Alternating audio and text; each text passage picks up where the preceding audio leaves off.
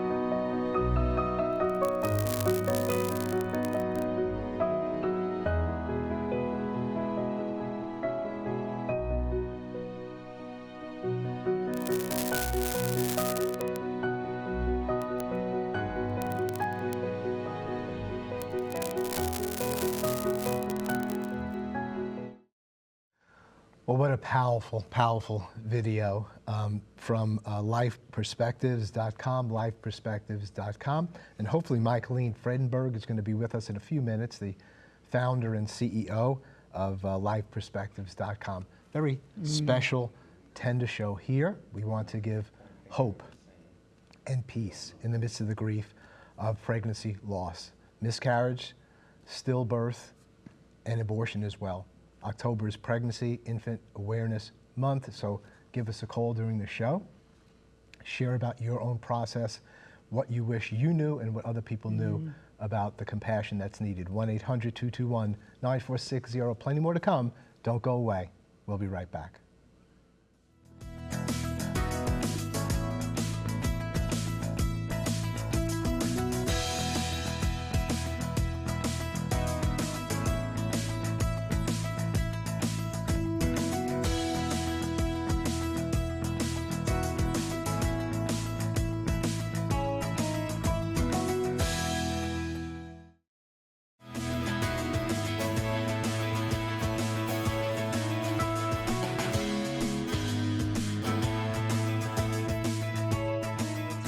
questions and your comments on our show. If you're watching, it's Monday and we are here. Please give us a jingle at 1-800-221-9460 outside North America. You can always reach us at 205-271-2980. And please know that you can always send us a question or an email, jimandjoy@ewtn.com. And so the question was this: October is Pregnancy and Infant Loss Awareness Month. What would you like others to know about reproductive loss and the process of grief and compassionate care? And you saw that beautiful video that we showed. And now on the phone with us, we have Dr. Michaeline Friedenberg, and she is the president and the CEO of Life Perspectives. Go to their website, lifeperspectives.com. And we've had Dr. Michaeline on our show before. Had her on twice, yeah. Yeah, and she's extremely informative. And this, the website is helpful for pregnancy medical centers, for counselors, for priests, for the whole entire community that deals with losses, not just for people that have had miscarriages, and just ways to educate us on how do we love, how do we care, and minister to the best of our ability. So Michaeline, please welcome to the show, and just share with us a little bit about why this month of pregnancy and infant loss, why is it so important to bring this to the fore in our culture, in our society? Yeah, thank you so much, Jim and Joy, for having me and for focusing on this, because as you know, there are so many people who are personally impacted. This year in the United States alone, there'll be about 1 million miscarriages. There'll also be about 1 million abortions. So that will be 2 million couples, and then their family members and their friends. And also, we're told about 1 out of 6 couples is struggling right now with infertility. So you can imagine that sometimes feels like a monthly, grief that is happening to them over and over again. And even though so many people are impacted, most of us feel isolated and alone. Yes, it seems people just don't know what to say. They're afraid of hurting, someone's feeling, afraid of making it, worse, the whole situation. And so, these people feel so isolated, who've miscarried and who've experienced stillbirth, and then those that have been involved in abortion. So what can we do this month in particular to make people be aware of this special month of pregnancy loss and miscarriage, stillbirth, abortion? Yeah, so one of the things that we encourage, we've adopted the forget-me-not flower as a symbol. And so, that's something that we have pins ourselves that we could wear, but there are many things that have forget-me-not on it. And what a wonderful message to be able to say to people that we remember them and we're remembering their children with them.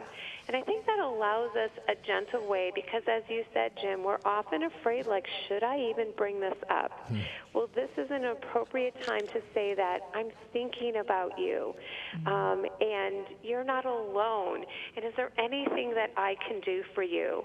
And of course, always keeping in mind that everybody's going to be unique in the way they react, and everybody is going to grieve a little bit differently.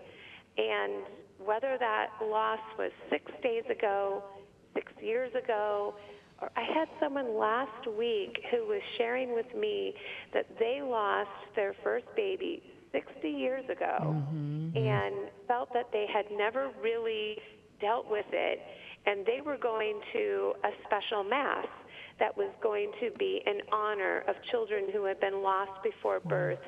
And she felt that that would be something meaningful in actually dealing with something that was 6 decades ago.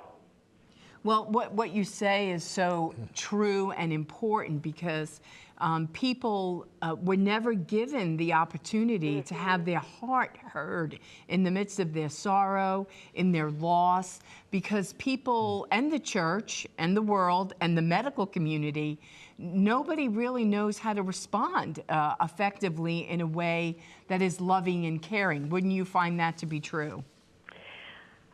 I absolutely do. And it's so interesting because, if a grandparent died of somebody that we knew, I think we would automatically know what to do, right? To reach out to them, to say I'm so sorry, to send them a card, to see if there's some way that we could bring a meal or help them.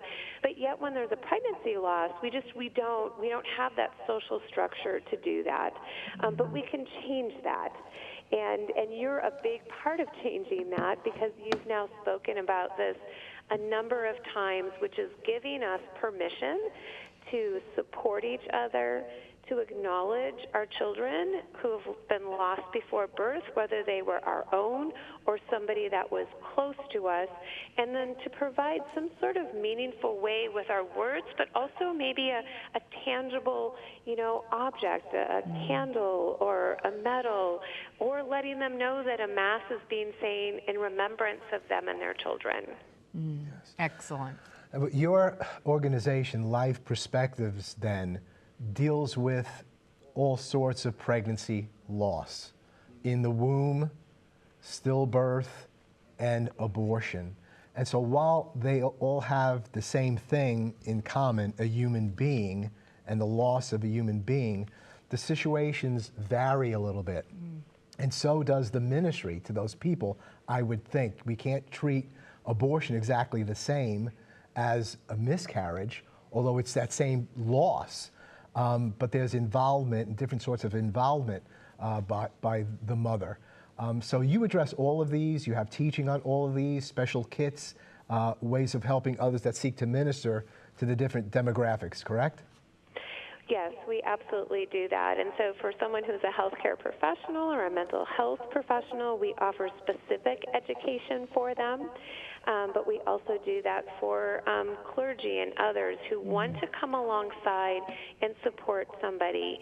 Also for all of us, on LifePerspectives.com, we have free e-toolkits that we can access, and has things like, the top 10 terrible things that we sometimes say just not knowing, but then also the top 10 terrific things.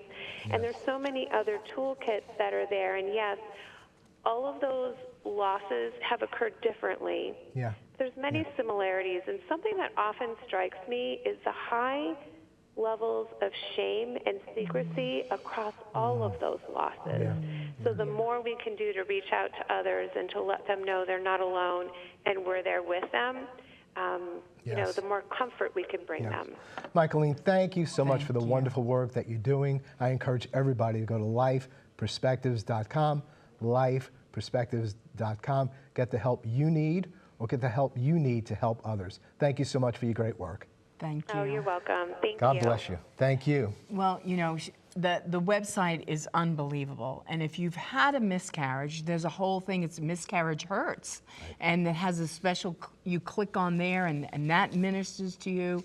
If you've had a pregnancy loss, stillborn, all the varying ways in which we lose a child. Is there one, abortion changes you too? Abortion changes you, support after abortion. Because she said such a beautiful thing, and this is really true. There's shame for a woman, like I must have done something wrong.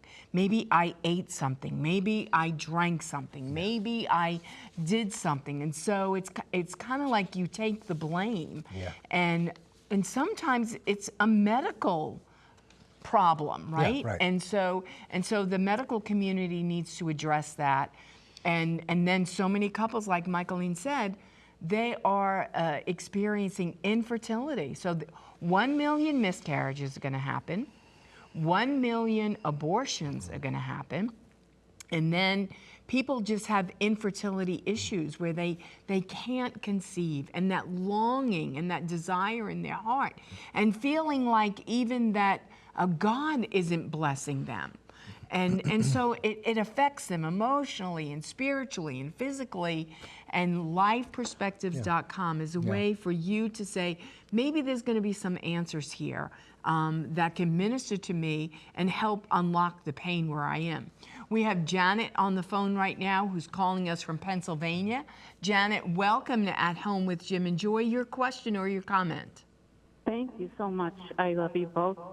My comment is I experienced pregnancy loss every year, every month for 30 years.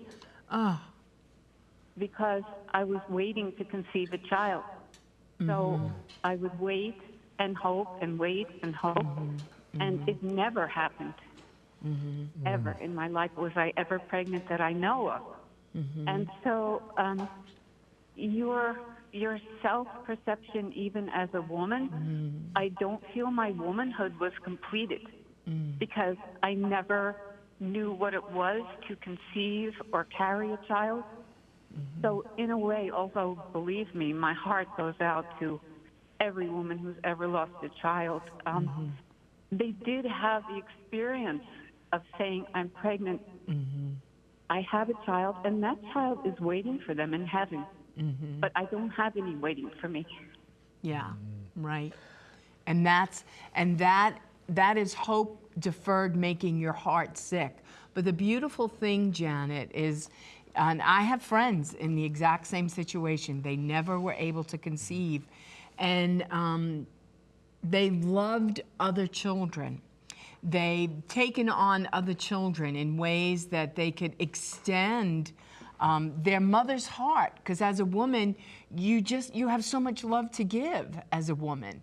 And so I encourage you that if you've not taken other children into your heart, in your family, in possibly being an aunt, or ways that you can minister and love, that will help heal and lessen that pain, because love is eternal and love is a good thing. And I am so sorry for your loss of not being able ever to conceive. And thank you for educating me and so many others, because this is not an area that I've related to the other ones, and what you're sharing is a great help to me, and that's a lot of courage for you to share what you're sharing.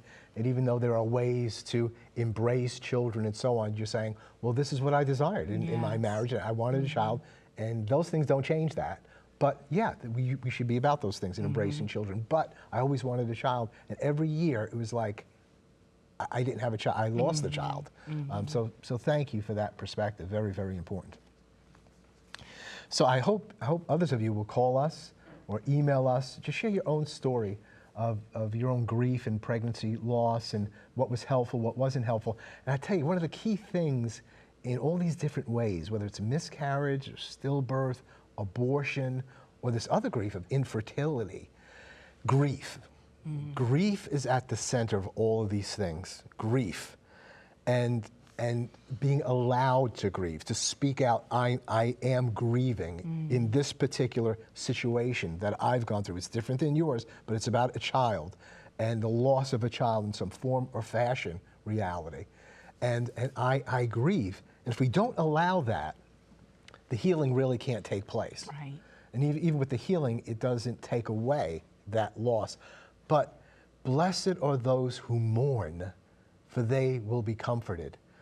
But giving space to people to mourn, to say, I understand, I don't know that, I don't know your grief and your mourning, but this is space for you to do this, for however long you need to do this, because this is about another person and your hopes and the hope deferred.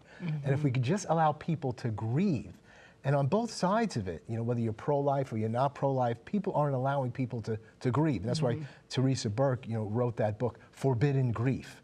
And she found that both Christians and non-Christians were not allowed to grieve the loss of their child through abortion. And it's similar with miscarriage, that it's just kind of like it's ignored, or we don't know how to deal with it. Therefore, you go through this and you can't have that whole, you know, a good catharsis of getting it out and holding it before another person and before the Lord. Well, we have a comment and says, I never realized how many other women had gone through this heartbreaking experience until I had a miscarriage myself. Then I was surrounded with compassion and understanding from others who had gone through the same grief and pain, and it was an amazing comfort to me. And this from Bonnie on Facebook. And that's the beauty, right? That you want to be able to share, so that you could, compassion is suffering with someone and could say, I know how you feel. I've been in your situation. How can I help you? What is the best way for me to do something for you? As opposed to sometimes we say things that aren't helpful. And go to that website, lifeperspectives.com, and they will educate you on things to say and things not to say, and it will be a better And you can day. also write Jim and Joy at EWTN.com, Jim and Joy at EWTN.com. We can give you the 10 terrible things that we say and the 10 good things that can be said in these situations. Plenty more to come. We'll be right back. Please don't go away.